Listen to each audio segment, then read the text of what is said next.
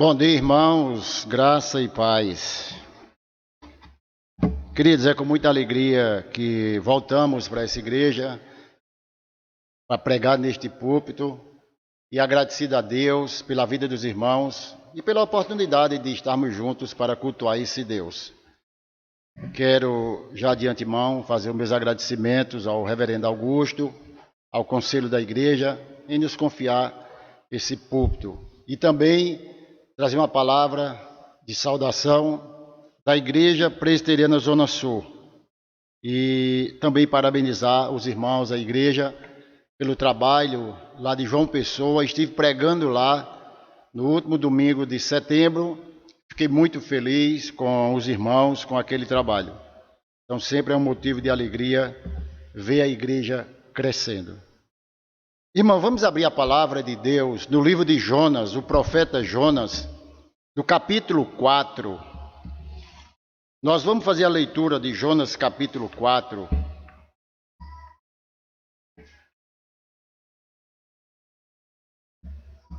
Livro do profeta Jonas, capítulo.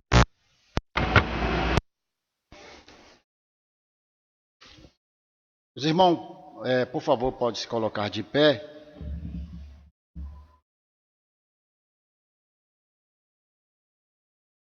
Jonas capítulo 4, diz assim a palavra de Deus.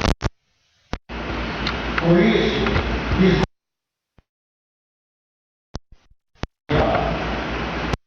o Senhor disse: Senhor, não foi isso o que eu disse estando na minha terra?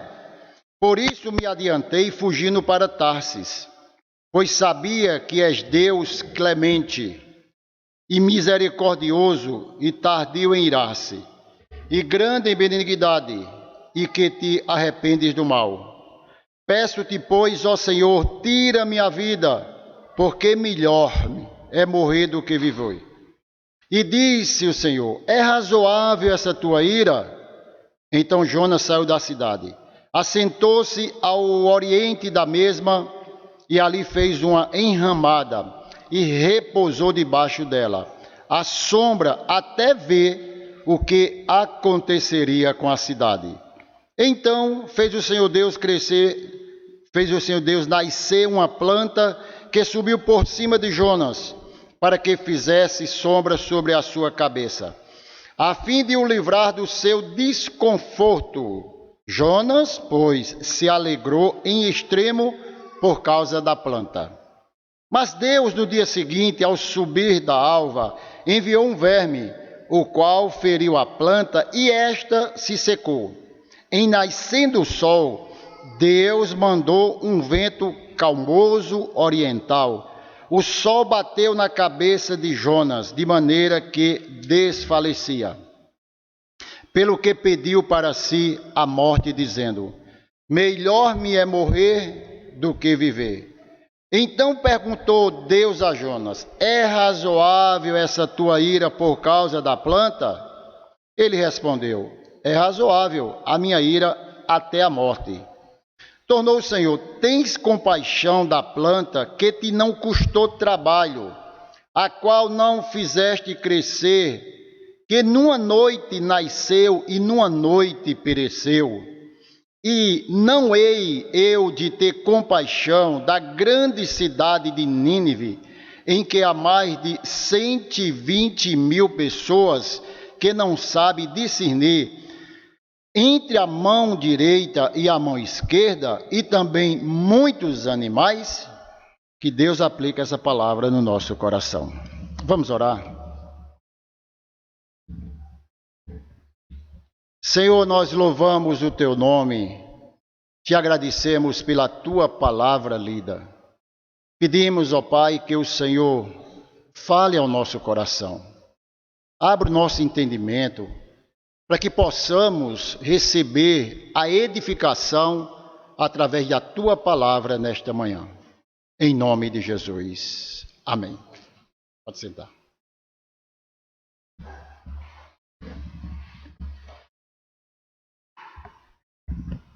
O livro de Jonas é um dos livros mais conhecidos da Bíblia, inclusive até pelas crianças. Não sei quantos de vocês talvez foram ensinados ou ensinaram aos vossos filhos sobre esse livro. Sempre que a gente queria trazer uma palavra, talvez para que o nosso filho prestasse atenção em Deus, nós certamente falaríamos do livro de Jonas. Até certo ponto, de repente, para colocar medo na criança. Olha, Jonas desobedeceu. O que foi que aconteceu com ele? Foi parar lá no ventre de um grande peixe.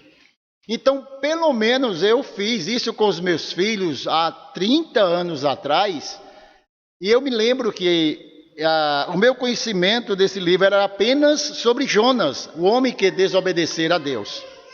E muitos talvez tenham feito isso, não é? Dizendo, olha, cuidado, olha, Deus, ninguém brinque com Deus, que Deus a gente não pode brincar. Mas esse livro é um livro que fala extremamente da graça e misericórdia de Deus. Se você for olhar, a narrativa é direcionada ao profeta Jonas, mas nós entendemos que o livro vai falar mais de Deus do que de Jonas. Que esse livro vai tratar da grande misericórdia, da grande graça de Deus sobre uma cidade. Não propriamente sobre Jonas que desobedecera e que Deus foi lá e falou assim, você vai ter que ir pregar a minha palavra. E nesse livro nós encontramos exatamente Deus mostrando a sua graça para uma cidade inteira que receberam a palavra de Deus, que se converteram e que começaram uma nova vida. No capítulo 1, nós vamos ver logo a vocação do profeta Jonas. Deus chama ele e diz, ó Jonas, você tem que ir à grande cidade de Nínive e pregar contra ela, porque o pecado está grande. Lá o negócio está meio desmantelado mesmo. E o texto diz que Jonas recebe a palavra de Deus, às vezes como nós, um pouquinho desobediente, sem querer fazer o que Deus quer, e Jonas vai para outra cidade totalmente diferente. Se você pegar a geografia, você vai entender que ele foi para o local oposto. Foi para onde ele não deveria ir mesmo. E nesse capítulo 1, Jonas faz o que dá na cabeça. Como qualquer um de nós, às vezes queremos fazer o que está na cabeça. Deus está mandando fazer assim e nós estamos fazendo do nosso jeito, da nossa maneira. E o que acontece é que Deus, até certo ponto, permite que isso aconteça e Jonas ele vai embora fazer o que ele queria. E quando ele compra aquele bilhete lá, que era para ir para Nínive, secretamente ninguém viu, ninguém estava por perto, ele compra aquele bilhete e vai agora para outra cidade chamada Tarsis. E vai embora como se nada tivesse acontecendo de errado na vida dele. O que acontece é que Jonas, em um determinado momento, dentro daquele navio, ele estava cansado certamente e foi dormir. E foi exatamente nesse momento que começa uma grande tempestade naquele navio. A história que vocês conhecem, e está na Bíblia, diz que eles começaram a viver uma grande turbulência por causa da desobediência de Jonas. E o que acontece é que Jonas dormia e os marinheiros, os tripulantes, todos estavam preocupados em fazer alguma coisa. O ímpio se preocupava em resolver o problema e o cristão dormindo lá que não estava nem aí com o que estava acontecendo. Mas veja que incoerência. Mas em determinado momento, Deus resolve, dentro de uma conversa com aqueles marinheiros, colocar Jonas dentro da água. E eles colocam Jonas dentro da água e Deus, de uma forma milagrosa, não é? Depara ali um grande peixe para engolir Jonas. E o texto diz que ele fica dentro daquele peixe alguns dias, refletindo no que ele tinha feito. No capítulo 2, nós vamos encontrar exatamente Deus dando a segunda chance ao profeta. Na primeira, Deus chama. No capítulo 2, ele ali ora a Deus e ali Deus dá uma segunda chance. No capítulo 3, é o que alguns estudiosos dizem que o livro poderia, ter terminado no capítulo 3, ou se tivesse terminado no capítulo 3, você teria visto ali um profeta completamente satisfeito do seu ministério. No capítulo 3, Jonas, ele prega a palavra de Deus, um sermão pequeno. Alguém diz que um sermão sem gosto porque ele pregara sem vontade. E ele só dizia assim: ainda 40 dias, Nínive será subvertida. Ainda 40 dias, Nínive será subvertida. Um sermão pequeno, de 6 palavras, de uma pessoa que não queria, mas de um efeito profundo. E esse sermão, sabe o que aconteceu? Fez com que toda aquela cidade se convertesse. Toda aquela cidade fosse alcançada por Deus. E é interessante como Jonas prega, como que sua mensagem não fosse surtir nenhum efeito. Até porque ele não queria, ele queria era que Deus fizesse juízo com aquele povo. Mas de uma forma misericordiosa, Deus alcança aquela cidade. Há um detalhe nesse livro que tudo é grande. É grande o fugitivo, é grande a tempestade, é grande o pecado do povo, é grande o Deus que faz os milagres. Tudo é grande. E aqui nós vamos entender como Deus ele é misericordioso. Que o livro não está baseado apenas na história, na narrativa de Jonas, mas na graça superabundante de Deus. E o que é que ele começa a dizer? No capítulo 4, no versículo 1, ele diz assim: com isso, desgostou-se Jonas extremamente e ficou irado. Esse capítulo nós vamos encontrar um homem frustrado com Deus, um homem insatisfeito com Deus. Como é que você pode pensar alguém chateado com Deus, frustrado com Deus, porque Deus fez maravilhas? Como é que você pode entender que uma pessoa fica frustrada com Deus porque o seu trabalho foi produtivo, foi abençoado, alcançou vidas? Mas é a história desse homem aqui. No versículo 1, nós vamos logo ver de cara que Jonas, ele se apresentou diante de Deus muito, muito irado. Como é que pode irar-se diante do seu trabalho, daquilo que ele fizera? O que ele fez foi o que Deus mandou ele fazer. E no versículo 1 diz: com isso, por causa disso. Se você vê o versículo 10 que termina o capítulo 3 do versículo 10, você vai entender exatamente a causa de tudo isso que está acontecendo. Porque viu Deus o que fizeram, como se converteram do seu mau caminho, e Deus se arrependeu do mal que tinha dito lhes faria e não fez. Por causa disso aqui, o camarada agora fica desgostoso com Deus, com raiva com Deus, porque ele queria que o seu sermão fosse sermão apenas de juízo e não de misericórdia. Ele queria pregar para as pessoas e que aquelas pessoas não aceitassem o plano de Deus na vida delas. Era o que ele queria. E isso aí trouxe um grande prejuízo na vida deste homem. E ele diz aqui: com isso, desgostou-se Jonas extremamente. A ideia desse desgosto é algo muito danoso na vida dele. É uma calamidade, é algo muito ofensivo e muito perturbador que entra na alma dele. Não foi algo tão simples de ele ficar insatisfeito, mas foi algo muito profundo que deixa o profeta totalmente desapontado.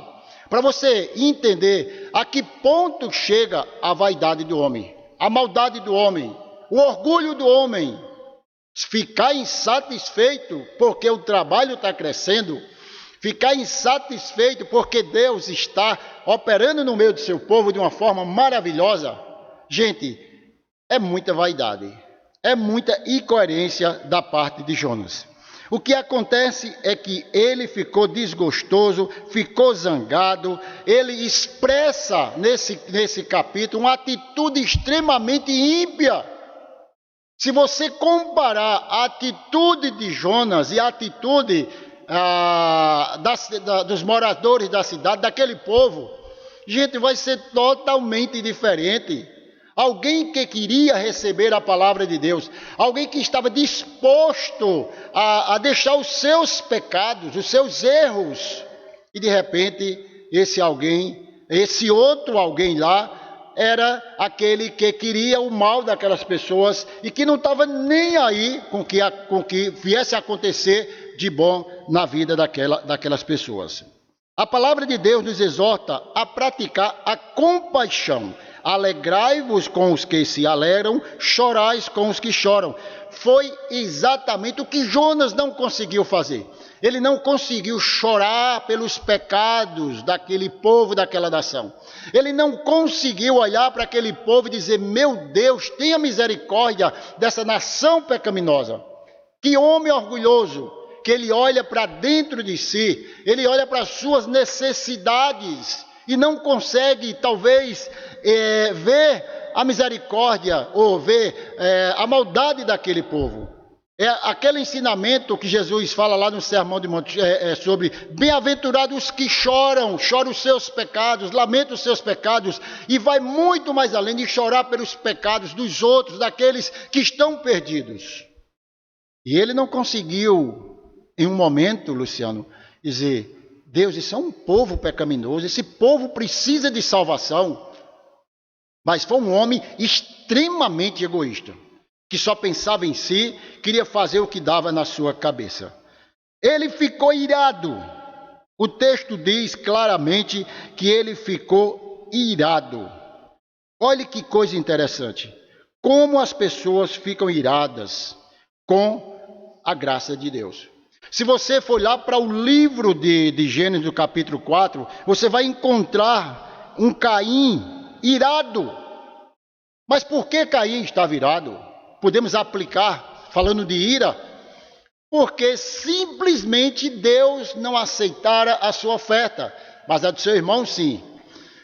E pode ficar certo disso. O homem fica irado, não é com o homem, ele fica irado com Deus. É tanto que o próprio Caim, ele não tinha, claro, não tem como descontar em Deus, não temos como rebater contra Deus, então automaticamente vamos revidar contra o nosso irmão. O que aconteceu com Jonas? Não podia, então ele tentava tripudiar aquele povo. E no caso de Caim, Caim ficou desanimado, ficou ali cabeça baixa, triste.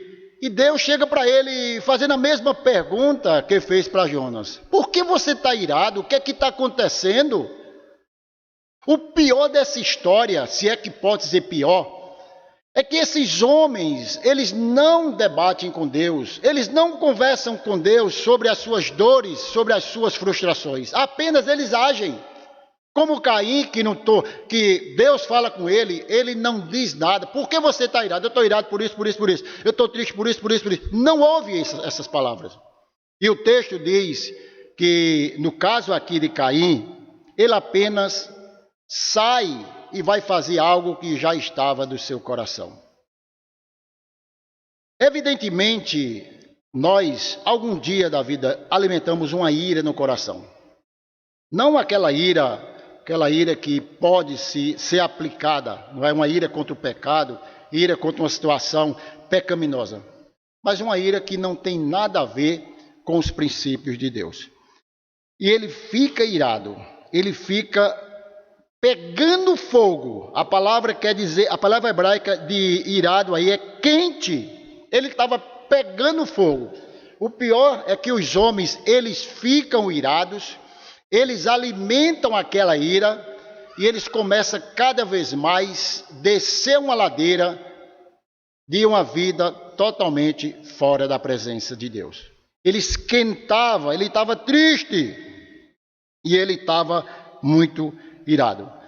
Se você olhar o capítulo 2, você vai ver um homem recebendo o perdão de Deus pelo seu erro de não ter ido à cidade de Nínive.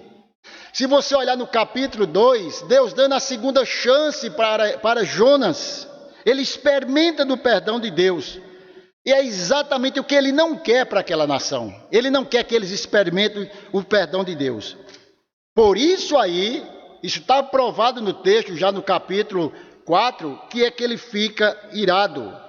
Às vezes nós queremos o perdão de Deus somente para nós, mas para os outros nós queremos justiça, não queremos que Deus seja perdoador. Vocês conhecem a parábola do credor incompassivo contada por Jesus? É que um rei foi ajustar as contas e chama os seus servos, e um daqueles servos devia 10.000 talentos, que era equivalente a 350 quilos de ouro. O que o texto quer dizer é que era uma grande dívida, mostrando que a dívida que nós temos com Deus é impagável. Não tente pagar. O que é que eu faço para pagar minha dívida com Deus? Não tem como pagar. Somente a graça e a misericórdia de Deus. E naquela parábola, aquele homem vai para o seu senhor, e o senhor diz: você vai me pagar tudo, centavo por centavo. Aquele homem clama e diz: não faz isso comigo, me perdoe, eu não tenho com que pagar. E sabe o que é que o seu senhor faz? Diz: tá bom, vai embora, está perdoada a tua dívida, vai embora. Quando ele sai, ele encontra um conservo dele que devia apenas R$100, acho que é equivalente a 1% do que ele devia ao seu senhor. Ele dizia: aí, vamos agora ajustar as contas.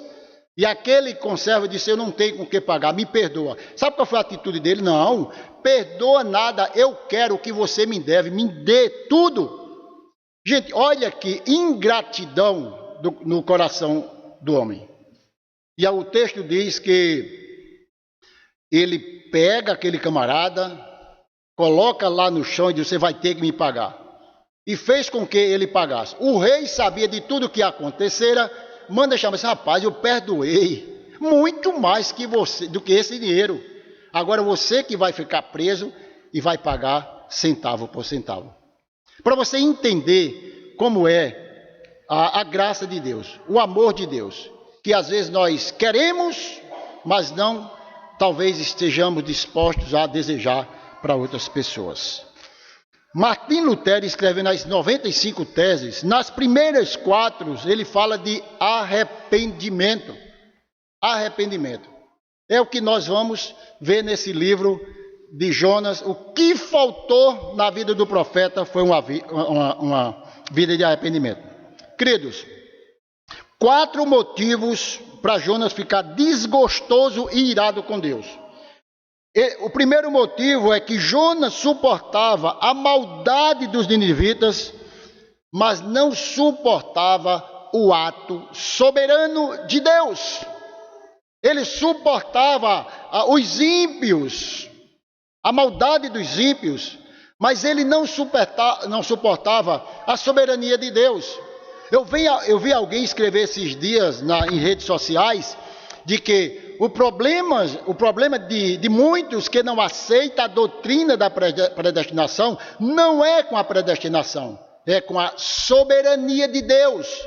É saber que Deus, ele é soberano sobre todas as coisas. Isso aí dá um nó na cabeça de muita gente, não é? As discussões que andam por aí, de achar que Deus, ele dá um livre-arbítrio. Ele quer que você decida alguma coisa. É por isso que muitos talvez não aceitem a soberania de Deus.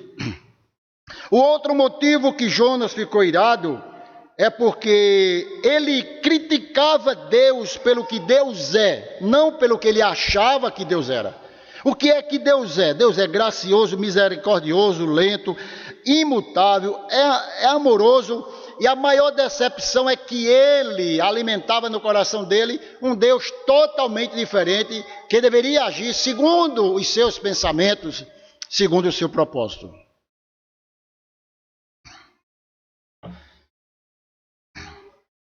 O terceiro motivo é a motivação da mensagem. Qual era a motivação da mensagem de Jonas? Jonas queria pregar a sua mensagem. Olhe para aqui. Jonas queria pregar a sua mensagem. E no capítulo 3, versículo 2, o Deus diz assim, a mensagem que eu te dou, é a mensagem que Deus está dando para ele pregar para aquele povo. Então, a mensagem, ela não é minha, eu não vou dizer o que eu quero aqui em cima, é o que Deus diz em sua palavra. Esse tem sido um dos grandes problemas nos dias de hoje. Uma avalanche de doutrina, de pregadores que estão dizendo o que não está na Bíblia. E, lamentavelmente, muitos estão entrando por esse caminho. O quarto motivo é o fazer a coisa certa com a motivação errada. Ele estava pregando uma mensagem de Deus com uma motivação diferente. Ele não queria o arrependimento daquele povo. Isso é claro, está aqui na sua palavra. Queridos, incrível como os pagãos se aproximam de Deus e o profeta se afastara de Deus de uma forma muito rápida. Enquanto alguém se aproximava para receber a palavra com alegria, estava aquele homem agora se afastando de Deus por causa exatamente do seu egoísmo. Aí vamos ver o versículo 2. No versículo 2, olha que coisa interessante. E orou ao Senhor e disse, Senhor, mas olha que petulância desse homem. Olha que orgulho desse camarada de chegar para Deus dessa maneira e dizer, Senhor, não foi assim não. Olhe, não foi assim que eu disse, estando ainda na minha terra. Por isso me adiantei, fugindo para Tarsis. Aqui ele está revelando a causa da sua fuga. Ele está revelando porque foram embora. Ele está mostrando aqui, ele se perde com as suas palavras, quando ele diz aqui, olhe, não foi por isso não. Eu tinha outro pensamento. Senhor, não foi isso que eu disse, estando ainda na minha terra. Por isso me adiantei, fugindo para Tarsis. Pois eu sabia, mas olha que coisa interessante. Pois eu sabia que és Deus clemente e misericordioso, tardio em irar-se, grande em benignidade, e que te arrependes do mal. Ele aqui revela a sua causa. Ele diz, olha, foi isso aí que aconteceu, por isso aí. O profeta agora, ele se perde de uma forma tremenda. Ele diz, olha, o meu pensamento era esse. Era isso que eu queria. Não foi isso que eu queria que acontecesse. E é por esse motivo que eu estou aqui. Gente, há um detalhe muito importante nesse livro. É que Jonas fez apenas 2 orações. O que ele menos tinha era uma vida de oração. Quando ele faz uma oração, ele ora no capítulo 2, pedindo a misericórdia para ele. Quando ele ora no capítulo 4, ele está reclamando de Deus. Um homem que não tinha uma vida de oração faz apenas 2 orações, uma para si e outra para reclamar de Deus. Vocês perceberam quanta incoerência?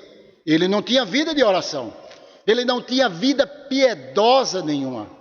Porque o homem que é piedoso, ele aceita o plano soberano de Deus sobre a sua vida, ou sobre a sua nação, ou qualquer situação. E nesse caso aqui, ele mostra extremamente a sua angústia e aquele homem que não tinha uma vida de oração. Orou ao Senhor, orou para pedir, Senhor, tenha misericórdia de mim, no capítulo 2. Agora, orou para questionar com Deus a sua soberania. Orou agora porque viu que Deus estava fazendo o que ele não queria. E aqui Jonas, ele ora, dizendo, Senhor, não foi isso não. A motivação do coração de Jonas foi totalmente diferente. Mas você olhe que situação. A que ponto chega o coração do homem? A que ponto nós chegamos por causa do nosso orgulho, daquilo que achamos que é certo, que pensamos que vai dar certo, e não consultamos Deus.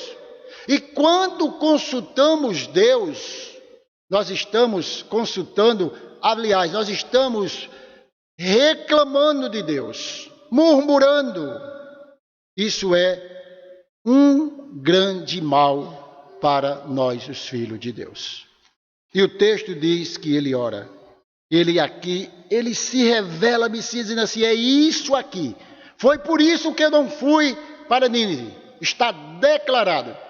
Está agora explícito o motivo da minha ida para outro lugar que o Senhor não tinha determinado.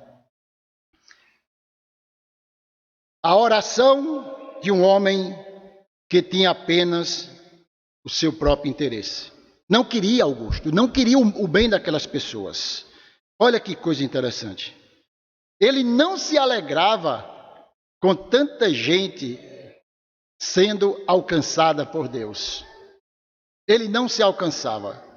Alguém diz que a história de Jonas é comparada à parábola do filho pródigo. No capítulo 1, é aquele filho que vai embora, faz o que quer da sua vida. Ele acha que ele é dono do seu nariz, dono do seu destino. Ele faz o que está no seu coração.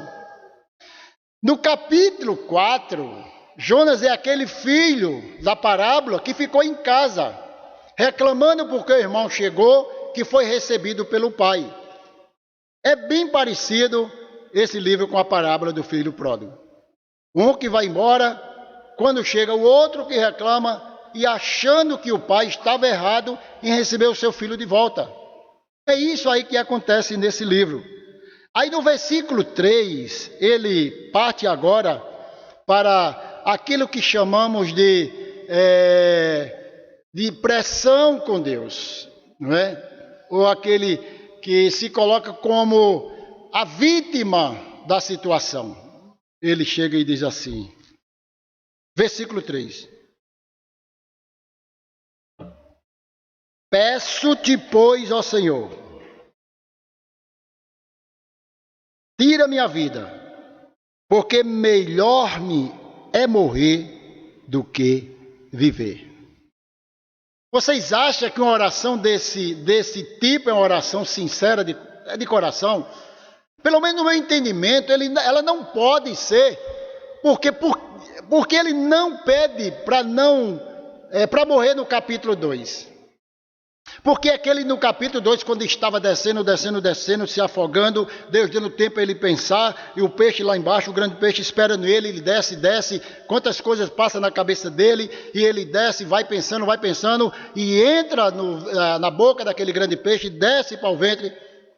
Senhor, tá bom demais, deixa eu ir embora, eu quero morrer mesmo. Não pede, mas ele pede para morrer, exatamente quando Deus mostra a sua misericórdia sobre ele e sobre o que Deus queria fazer naquela cidade. E aqui ele diz, Senhor, eu quero morrer. Eu não prefiro viver. Como é que pode alguém pedir para morrer? Porque Deus abençoou o seu trabalho.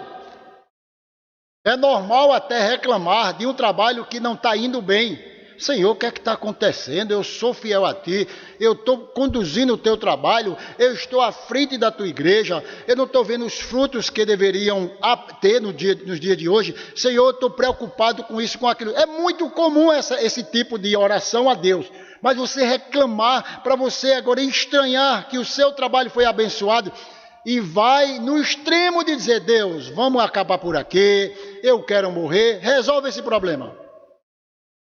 Eu disse, não é assim não. Não vai morrer. Você vai enfrentar toda a situação. Queridos, e no versículo 4, Deus diz assim, Jonas, é razoável essa tua ira? Jonas, pensa direitinho. Quando Deus pergunta em sua palavra, Ele está dando oportunidade de uma reflexão. Adão, aonde você está? Deus sabia onde Adão estava, meus irmãos. Eva, o que você fez? Não é? Como é seu nome? Perguntando a Jacó. Deus faz essas perguntas retóricas, principalmente para que o homem pare para refletir. Pense, o que você está fazendo está certo? Essa pergunta faz com que eu e você pare e pense, meu Deus, o negócio está indo meio folgado mesmo e eu preciso dar um freio nessa situação. A minha vida não é uma vida de um servo, de uma serva de Deus, de alguém que se mostra piedoso. Jonas, a pergunta é feita. É razoável a sua ira? É razoável você querer morrer? Jonas, eu fiz algo maravilhoso numa cidade e você agora quer morrer por causa disso, por causa do seu orgulho, que não quer enfrentar as pessoas. Você que não quer dar continuidade com o chamado. Jonas, você está certo disso? Mas como Deus é maravilhoso em nos fazer algumas perguntas certamente retóricas, porque Deus já sabe a resposta. O que Deus quer exatamente? Vocês procurem refletir no que vocês estão passando, no que vocês estão fazendo. Pare direitinho. Está certo as suas atitudes? Você tem razão de estar reclamando de Deus? Nós temos razão para reclamar de Deus? Ele diz, é razoável essa tua ira? Sabe o que aconteceu? É que esse homem, ele não responde. Como muitos não respondem, Jonas também, ele não vai responder. Não é? Da mesma maneira que Deus disse, Caim, tu tá meio para baixo aí, tua fisionomia está abalada, essa tua ira é normal? Ele também não responde. É muito comum Deus perguntar e não haver nenhuma resposta, porque não queremos ser confrontados com a verdade. Não queremos reconhecer, eu sou um pecador, como foi orado hoje pela manhã, na confissão de pecados.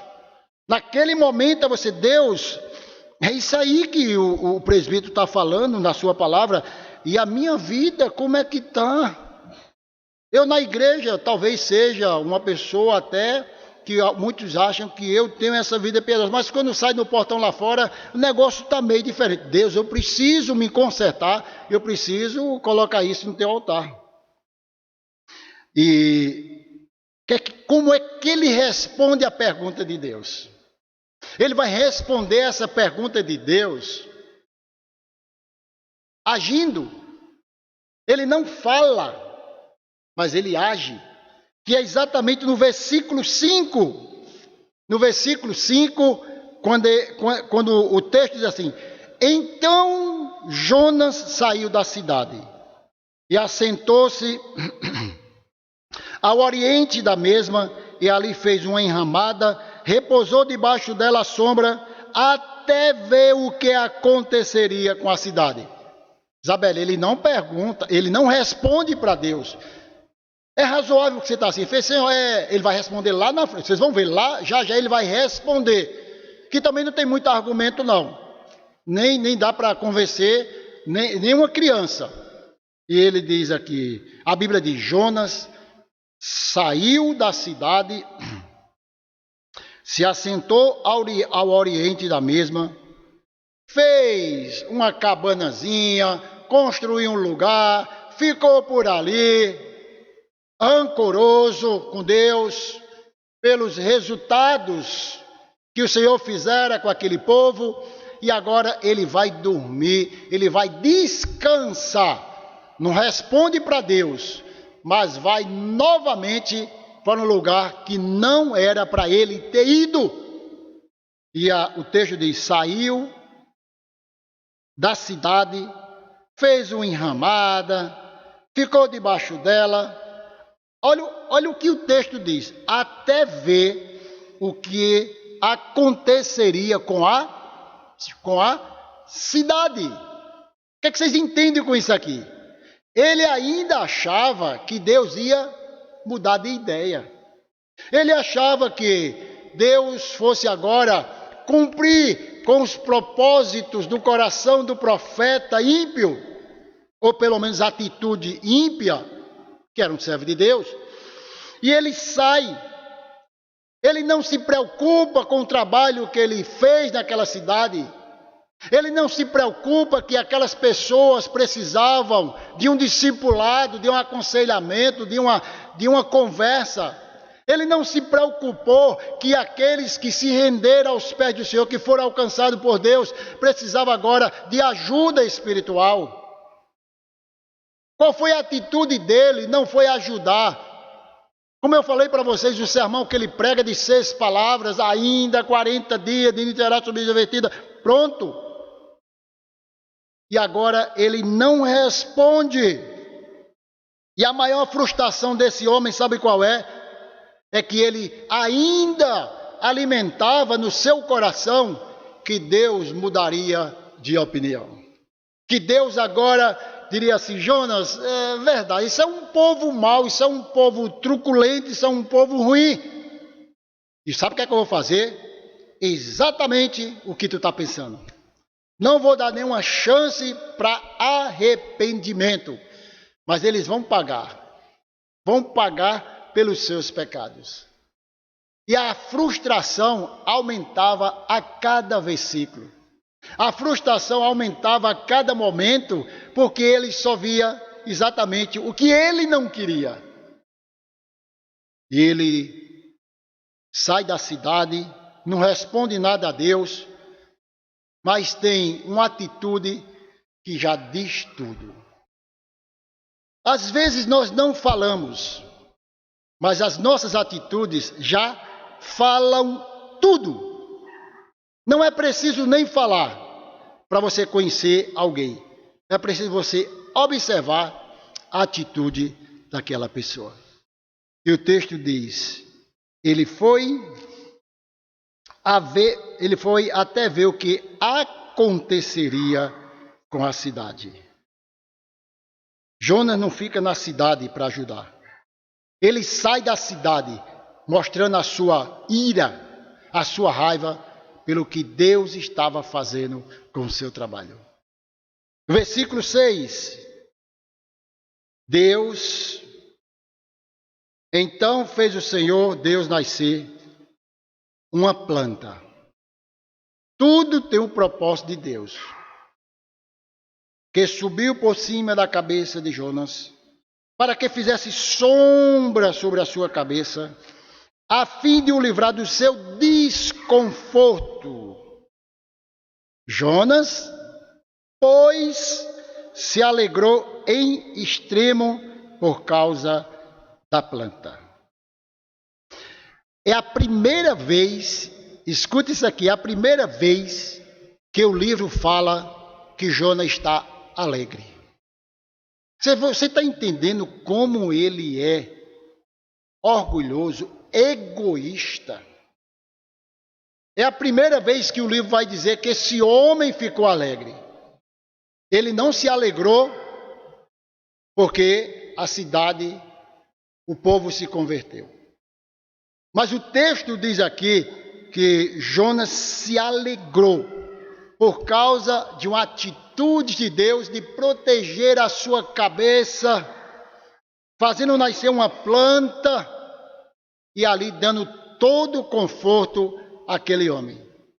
De uma forma proposital de Deus, mostrando, eu vou ver o coração desse homem. Eu vou ver no sentido dele ser revelado que Deus já sabe todas as coisas.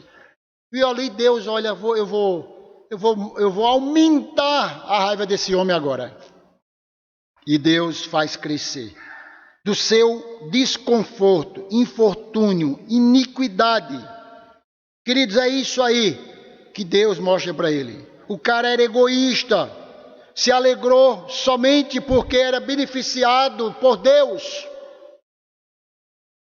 Isso tem muito a ver com muitos que entram na igreja ou nas igrejas atrás das benesses do Senhor, tão propriamente de receber as bênçãos do Pai, as bênçãos financeiras, se alegra quando Deus dá, mas entristece com algo que Deus cobra, se alegra com o que recebe de Deus e se entristece com algo muito simples de ser um servo de Deus e cumpra com os seus mandamentos, com a sua palavra.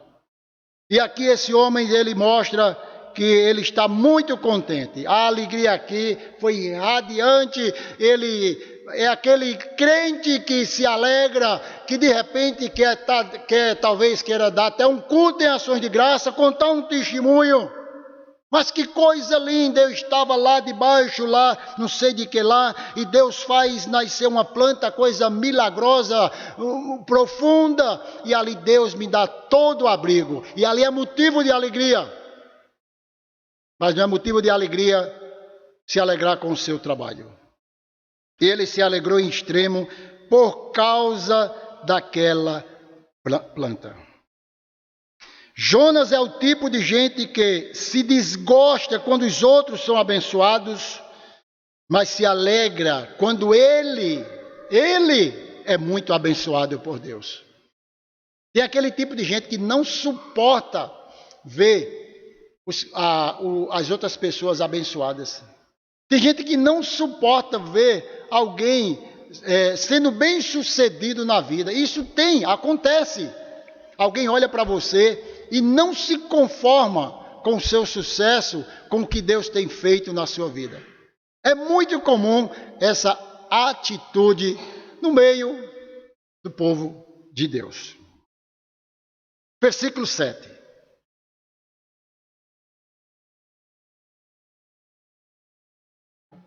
Mas Deus, no dia seguinte, ao subir da alva, enviou um verme, o qual feriu a planta e esta se secou. Um detalhezinho aqui no livro que a tempestade obedece a Deus, os marinheiros obedeceram a Deus, a cidade se rendeu e atendeu o chamado de Deus, não é? O grande peixe atendeu e obedeceu a Deus, a planta obedeceu, o verme obedeceu. Quem não obedeceu? O cristão, o ser humano, o único no livro que não quis obedecer a Deus de nenhuma maneira. O único que disse: eu não quero. Todos obedeceram, todos se renderam. E aqui está mais um texto que fala de que Deus, da soberania de Deus, quando diz assim: Deus enviou um verme, o qual feriu a planta e esta secou. Queridos, tudo volta a estaca zero. Tudo volta a piorar na vida de alguém que não tem um coração voltado para Deus. Tudo tende a piorar quando os nossos pensamentos são diferentes dos pensamentos da palavra de Deus. Tudo tende a piorar dependente da motivação minha e sua ao chegarmos diante de Deus, ao nos apresentarmos diante do Senhor. Porque dias maus virão, Yuri, na sua vida e na minha vida. Dias maus virão na vida de qualquer um de nós. Isso é inevitável, porque a Bíblia diz: no mundo tereis aflições, mas tende bom ânimo que eu venci o mundo. Então não tem como você dizer, vai ser somente dias maravilhosos. Nós sim passamos momentos difíceis, essa igreja, o pastor dessa igreja, o conselho, nós vivemos dias difíceis, mas nós não podemos estranhar, ou talvez, devido a esses dias, achar que Deus, ele não é benevolente. No dia seguinte, Deus faz que tudo volte a piorar na vida dele, porque Deus sabia que ele ia reclamar, que ele só queria o bem para ele e só se alegrava quando as coisas estavam caminhando para o lado dele. No dia seguinte, Jonas, ele perde agora a sua morada. O conforto durou pouco, porque Deus queria tratar da alma deste homem, como também tratou da alma de mais de 500 mil pessoas, segundo alguns estudiosos, a população de Nínive, 500 mil pessoas. Como Deus queria tratar da alma deste homem, permitindo que essas coisas acontecessem. Como Deus queria tratar do profeta, fazendo com que ele perdesse, com que ele não conseguisse, e com que ele reconhecesse a grandeza e a soberania de Deus. E nesse texto aqui, ele vai dizer exatamente que Deus envia um verme que feriu a planta, para que Jonas não tivesse mais aquele conforto. A aflição não veio por acaso, mas por direção divina e como plano de Deus na vida de Jonas. É aí que nós não entendemos as adversidades da vida. É aí que você nem entende nem eu, porque tantas tribulações passam os servos de Deus. E alguns que querem pregar um evangelho sentimentalista de que vai ser vencedor, traz grandes frustrações para o seu povo. Nós somos servos de Deus. E a maior bênção que nós recebemos do Senhor, a maior herança, não é a casa, não são os bens materiais. A maior herança chama-se vida eterna com Deus. É isso que nós devemos colocar como alegria no nosso coração. A planta que fez a sombra e o verme que comeu essa planta são prova do amor de Deus. Porque Hebreus diz, o Senhor corrige a quem ama e açoita ao filho a quem ele recebe. É para a disciplina que perseverais. Deus vos trata como filhos, para que filho a que o pai não corrige. Deus corrigiu, porque ele é pai e nós somos seus filhos. Versículo 8. E nascendo o sol, tudo piora, Yuri, tudo piora. E nascendo o sol, Deus mandou um vento calmoso e oriental. Aonde o sol bateu? Na cabeça do desobediente. O sol bateu na cabeça de Jonas de maneira que ele desfalecia pelo que pediu para si a morte. A segunda vez, Senhor, vamos fechar um acordo. Morrer. Não é? Muitos acham que a morte vai resolver o problema. Uma vez uma senhora disse, meu Deus, eu não aguento meu neto, tal. E é melhor ele morra, ou que eu morra. Não vai morrer nenhum dos dois. Vai enfrentar o problema bem direitinho aí. Vai resolver o problema. Esse negócio está pedindo para morrer, não. Resolve, gente. Vai na frente aí. Deus vai te abençoar para dar graça para resolver essa situação. Pede para si a morte e disse, melhor me é morrer do que viver. Para aumentar o desconforto de Jonas, quem agora vem? O sol causticante na cabeça dele, e tudo parecia que era uma história, que era algo que não estava acontecendo. Uma narrativa, certamente, na vida desse homem. 2 vezes o texto relata a ira de Jonas. Perceba, Jonas pede para si a morte, e agora Jonas pede para si a morte. Melhor me é morrer do que viver. Aqui está provado que Jonas continua inconformado com as decisões de Deus. Ele vai somente reiterando, ele vai confirmando tudo aquilo que estava no seu coração. Ele apenas vai somente confirmando que ele estava insatisfeito com Deus e ele não queria nenhum acordo. Ele diz aqui. melhor é morrer do que viver. Aí Deus perguntou, mais uma vez, Jonas, é razoável a sua ira por causa da planta? Aí agora ele tem uma resposta na ponta da língua. No primeiro, ele corre e vai embora, não dá nenhuma resposta. Agora ele diz, é razoável a minha ira até a morte. Mas que resposta tão tola! Se ele achava que era convincente para Deus, não tinha nenhum sentido. Ele diz agora, é razoável, sim. Eu estou coberto de razão, por isso que eu estou vivendo. É isso que ele diz. Você percebe o questionamento humano em detrimento da soberania de Deus? Como isso é mal, como isso é péssimo para mim e para você? Achar que os nossos anseios, os nossos desejos devem prevalecer. Deus continua confrontando esse homem. É razoável a minha ira. Eu não vou ficar calado. Agora eu vou falar. É claro, na linguagem de hoje assim, é claro que tenho razão para estar com raiva. E com tanta raiva que até quero morrer. Ô tolice, Jonas.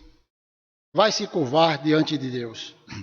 Ele vai encerrar agora no versículo 10.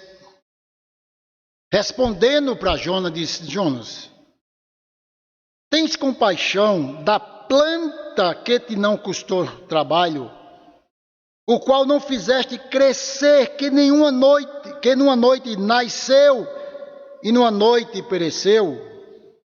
E não hei de eu ter compaixão da grande cidade de Nínive, em que há mais de 120.000 pessoas que não sabem discernir entre a mão direita e a mão esquerda, e também muitos animais. Jonas, percebe direitinho o que tu está fazendo. Parece que Deus continuava insistindo em alcançar aquele homem. Por menos do que isso aqui, eu e você já teria dito assim, homem, vai embora. Se fosse na nossa igreja hoje, eu como pastor, chamava o conselho, homem, manda esse homem embora. Esse camarada não quer nada, esse camarada só quer atrapalhar o nosso serviço. Você percebe que o livro vai falar de uma forma abundante da graça de Deus, primeiramente numa cidade de 500.000 habitantes, que Deus queria alcançar. E todos foram alcançados, está lá no capítulo 3. E agora Deus insiste para que esse homem reconheça a grandeza de Deus. E ele continua irredutível, dizendo, Senhor, eu não quero. Meus irmãos, Jonas e Naum são os únicos livros da Bíblia que terminam com uma pergunta, e ambos estão relacionados à cidade de Nínive. Naum termina com uma pergunta acerca do castigo sobre Nínive, enquanto Jonas encerra com uma pergunta acerca da piedade de Deus para com a cidade de Nínive. É estranho a maneira de terminar um livro. Trata-se de uma maneira estranha de terminar um livro tão dramático quanto Jonas. Mas entendemos que Deus é que dá a última palavra. E diz, Jonas, você não tem razão de nenhuma reclamação. Em nenhum momento houve uma palavra que confortasse o coração dele. Realmente, eu não tenho razão. Por isso, eu vou recuar. Nenhum momento. Em todo instante, você vai encontrar um homem orgulhoso, prepotente, irredutível, sem querer se dobrar ao ato soberano de Deus. Jonas, é razoável? Você tem razão? Será que nós também não podemos pensar um pouco sobre o nosso comportamento com Deus? Você está certo? Sua vida está sendo de reclamar. O homem que reclamou a vida inteira. Será que você está certo de ver somente as coisas negativas da vida e não perceber Deus por trás de todas essas coisas? Isso faz com que eu e você pare. Diga, Deus, eu preciso seguir as tuas orientações. Mesmo aquilo que não vai ser bom aos meus olhos, mas aquilo que vai me trazer muitos benefícios, aquilo que vai me fazer forte em sua palavra. Que Deus nos abençoe. Amém. Vamos orar? Pai, nós louvamos o teu nome, te agradecemos pela tua palavra. Ó Senhor, pela tua soberania, como tu és tremendo, Deus, em mostrar a tua grandeza no livro tão profundo, que às vezes nós lemos a narrativa de um homem, mas a narrativa é do próprio Deus. Que o Senhor nos abençoe, que o Senhor nos ajude a continuar na vida de comunhão, de oração e de obediência, em nome de Jesus. Amém. Deus abençoe, meus irmãos.